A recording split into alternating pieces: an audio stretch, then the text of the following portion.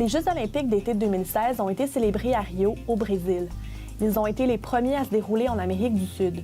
Ici, l'équipe canadienne olympique de boxe en est à son dernier entraînement à Montréal. Le 9 août, sur l'autoroute métropolitaine, un camion-citerne transportant du diesel s'est enflammé et a explosé après une série de collisions.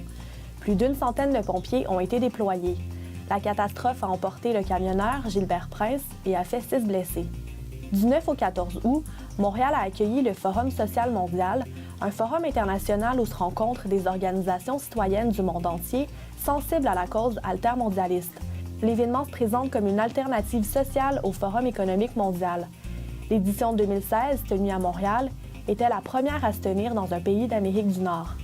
Les 13 et 14 août, sur la rue Sainte-Catherine, la 21e édition du festival Under Pressure a célébré le graffiti, le skate, le breakdance et la musique. Avec l'implication de la communauté artistique, la culture hip-hop d'ici et d'ailleurs a été soulignée.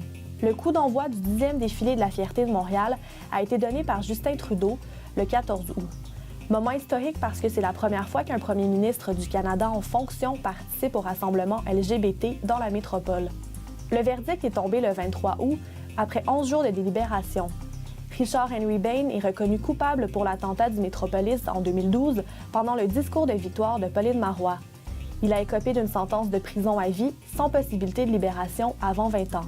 Le 30 août, au premier jour des audiences sur le projet de l'éoduc Énergie-Est à Montréal, des manifestants ont déjoué la sécurité et ont perturbé les séances. Le lendemain, l'Office national de l'énergie a décidé de suspendre les séances pour des raisons de sécurité.